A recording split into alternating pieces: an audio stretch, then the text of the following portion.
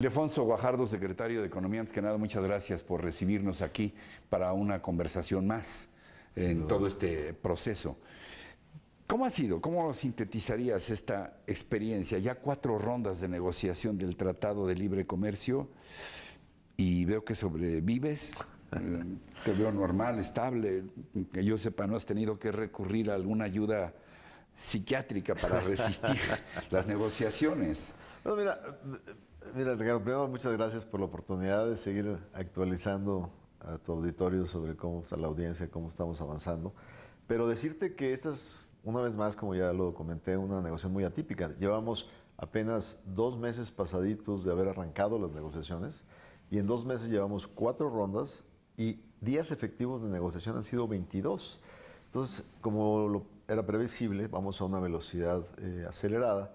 ¿Y qué es lo que pasó? Primera ronda, pues organizar los grupos. Como tú sabes, los técnicos, los negociadores se conocen de hace mucho. Entonces ahí no hay un tema de que no haya comunicación para cómo organizarte. La ronda de México fue la segunda y ahí claramente en esa ronda dijimos vamos a ponernos de acuerdo de poner todos los textos en la mesa, de tratar de sacar los capítulos donde no haya grandes diferencias para darle momento a esta negociación. Continuamos en Canadá, algunos capítulos aterrizaron en Canadá, pero realmente no fue hasta la ronda de Washington, que fue la cuarta y la última, donde ya todos los textos, todas las propuestas estaban en la mesa. La buena noticia es que los textos están en la mesa. La mala noticia es que los contrastes ya son evidentes desde el punto de vista de los planteamientos de negociación. Son obstáculos absolutamente insalvables. Por ejemplo, esto de que quieren el 50% de los componentes de los automóviles hechos en Estados Unidos, esta obsesión o necedad, llamémoslo como se quiera, de que cada 5 años se revise el tratado. Y por otra parte, el que ustedes estén en la mesa... No nos opondríamos a revisarlo. De hecho, el tratado actual contiene una cláusula de revisión. El problema es peor. El problema es que quieren que el tratado termine a menos de que estés de acuerdo en reiniciarlo. Que es distinto. Es muy distinto. Es una muerte súbita que generaría una terrible incertidumbre a las inversiones. Bueno, y ustedes están sentados en la mesa hablando de estas cosas. Y llegan los tweets del señor Trump. ¿Cómo resistir una negociación así con esa presión directa del jefe, del señor Lighthizer, que está sentado contigo, y con la señora Freeland, que parece un encanto, por cierto? Fíjate, Ricardo, que una de las cosas, ayer, por ejemplo, la semana pasada, perdón, hubo una serie de comentarios en una comida que hizo el presidente Trump con los senadores. Invitó a los senadores republicanos a comer para ver la agenda de reforma fiscal. Y ahí salió el tema del tratado. Y frente a 51 senadores dice el señor, no se preocupen, o sea, confíen en mí, yo estoy manejando esto bien y va a resultar bien. Es más, a lo mejor hasta notifico que me voy a salir solo para presionar la negociación. A ver, ¿cómo interpretas eso? ¿El señor cree que una reunión con 51 senadores es una reunión privada que no se va a filtrar? ¿Sabe que se va a filtrar y manda el mensaje que va a utilizar esto como estrategia de negociación? Pues parecería no entenderse en ninguno de los sentidos, porque entonces ya no está diciendo que su vale es de salva. O sea, va a ser una presión para negociar, a menos de que efectivamente esté considerando que si no obtiene lo que quiere en esa presión, se va a salir. Finalmente está acudiendo a sus principios, a los que él estableció en su libro, El arte de la negociación. Primero presiona y luego negocia. No, pero además hay una cosa muy, pues un poquito pues, violenta en sus estrategias, donde dice, cuando me voy a sentar en una mesa de negociación, si me doy cuenta que mi contraparte es débil, lo hago pedazos. Sí. Si veo que tiene cierta capacidad de defenderse, entonces me siento a negociar. Bueno, pues ya nos está diciendo un poco que esto hay que entrarle con mucha entereza y con opciones claras de alternativas, porque México no puede estar en esta mesa a expensas de qué es lo que nos están exigiendo, ¿no? ¿Tú ya te has resignado a un plan B, a que si esto revienta por alguna razón, México tenga un plan alternativo efectivamente? ¿O vamos a poner inteligencia, cerebro, frialdad hasta donde sea posible? Yo creo que lo que me dices no es excluyente. Por eso hoy, a casi un año de que se hizo la elección de Estados Unidos, seguimos aquí yendo hacia la quinta ronda de negociaciones. Que la tendrás del 17 al 21 aquí en aquí México, en la tú Ciudad de como México, anfitrión. buscando acercamientos y espacios. Este tiempo, ¿por qué ha sido muy constructivo para México y positivo? Porque los mismos actores de la economía norteamericana, granjeros, agricultores, empresas, pequeñas empresas, grandes empresas, se están dando cuenta de lo poco responsable económicamente que es lo que se está poniendo en la mesa. Y entonces eso está creando una confluencia entre los sectores productivos de América del Norte. Aunque el presidente dice en sus expresiones, no, pues esos que no quieren que toque el tratado son empresas norteamericanas que se han llevado los trabajos de aquí. No, lo que han hecho es poder equilibrar sus esquemas productivos para hacer a la región de América del Norte competitiva. De otra manera, ellos iban a perder más aceleradamente sus capacidades productivas y sus empleos frente a la competencia asiática.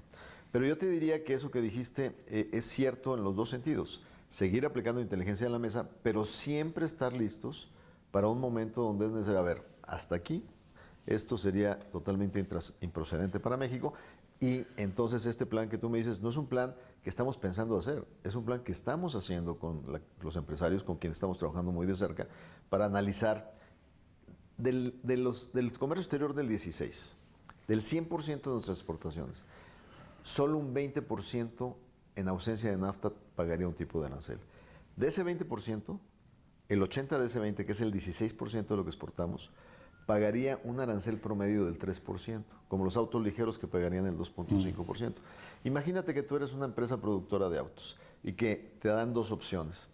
Si quieres exportar bajo el beneficio NAFTA y pagar cero, tienes que aceptar contenido nacional del 50 de Estados Unidos. Tienes que aumentar al 85% el contenido regional, que yo soy 62. Tienes que hacer la trazabilidad hasta el fondo de todas las autopartes. Vas a decir, no, a ver, quédate con tus beneficios. Mejor te lo mando, te pago 2.5%. Y me atengo a lo que dice la Organización Mundial de Comercio. Exactamente. Las reglas para todos. Exactamente. Entonces, lo que te quiero decir es que ese 16% de exportaciones enfrentaría un arancel de un dígito. Entonces, en un conjunto de medidas, yo te aseguro que México puede ser muchísimo más competitivo y efectivo en el mediano y en el largo plazo. Lo que estaríamos enfrentando en el corto plazo es que los mercados financieros entiendan bien la naturaleza del reto y no sobredimensionen la etiqueta. A ver, a propósito de sobredimensionar, mira, yo estoy seguro, siempre apuesto por la inteligencia del público y la sensibilidad de quienes nos están viendo y escuchando. Sin embargo, pudiera haber la percepción en algunos sectores de que sería una tragedia para México. Yo ya te entendí lo que decías hace rato, se va a hacer el esfuerzo racional, inteligente por un tratado que dé beneficios a las tres partes, ¿de acuerdo? En caso, no se trata de ser fatalista, de que no se logre, hay gente que piensa o que tiene la percepción de que ya México está perdido. No creo. No creo porque los beneficios estructurales del NAFTA se fueron permeando en la economía mexicana durante 22 años. Somos un país que hoy estamos posicionados como un centro de competitividad, de logística, de integración de valor a nivel internacional. Además estamos, ¿qué? 12, 14 de las economías por ahí. Dependiendo cómo la midas, entre el 12 y el 15. El 15, entre el 12 y de el las 15. economías más importantes. Pero lo más importante es que también entender algo muy sencillo, que es el valor del tratado cuando arrancó en el 94 era uno y hoy es otro. En el 94 todavía esta desgravación de compromisos de la Organización Mundial del Comercio de aranceles de nación más favorecida, pues apenas empezaba. En aquel tiempo nuestro sector textil tenía casi el 20% del mercado norteamericano. Como los aranceles MFN, que le llamamos de nación más favorecida, empiezan a bajar, pues ¿qué es lo que pasa con los textiles de Vietnam y los textiles de China? Nos comen la mitad del mercado en Estados Unidos porque van bajando también para ellos, no por un tratado, sino por las normas internacionales. Entonces, y conforme fue avanzando, Estados Unidos hizo acuerdos con Colombia, con Perú, con otros países en el mundo. Entonces, lo que era para nosotros antes un mercado exclusivo prácticamente para nosotros, empieza a reducirse. Y otro tema importante, alinearnos a un mercado que es muy atractivo, hay que reconocerlo porque es el mercado más grande del mundo, también implica costos. Por ejemplo, nosotros nos tenemos que alinear integralmente al mercado del acero. Pero el acero en América del Norte es de los aceros más caros del mundo. Entonces nuestra economía también pierde competitividad. Entonces, si de repente vas a tener que empezar a nadar sin tratado, puedes convertirte en una economía altamente competitiva. Realmente, el riesgo que tienes que evitar es que seamos empujados ante la ausencia del tratado a regresarnos al pasado de la política comercial. Que de repente empezamos a decir, no, vamos a cerrarnos y mejor que el mercado interno sea solo para nosotros. Entender los matices entre el negro y el blanco, ¿no? No, o sea, lo que tenemos que ser muy fuertes y muy convencidos, en lugar de irnos hacia atrás y dejar de apostar a un mundo eficientemente integrado, tenemos que apostar hacia adelante. Y tenemos que demostrar que podemos ser muchísimo más efectivos y más competitivos en ese sentido. ¿Qué le dirías finalmente, secretario, a quienes nos están viendo y escuchando y que se han planteado si vamos a seguir negociando con inteligencia, con sensatez, con argumentos sólidos, pero también con dignidad, este tratado de libre comercio, la expectativa de la próxima ronda? ¿Qué le dirías a quienes nos están viendo y escuchando y que tengan alguna duda sobre si México negociará con esta dignidad histórica este tratado? No solo porque esa es la convicción del jefe del Ejecutivo mexicano, que es el presidente de la República, y esa ha sido su instrucción. Esta negociación claramente la definió el señor presidente desde su discurso al fin del mes de enero. No solo por ello, además de que es una instrucción del presidente, también tenemos clarísimo que la democracia mexicana hoy presenta matices distintos. Hoy, una negociación tiene que ser en el mejor beneficio del país, si no, no tendría posibilidades de ser aprobada por el Senado de la República, donde el partido del presidente no tiene mayorías.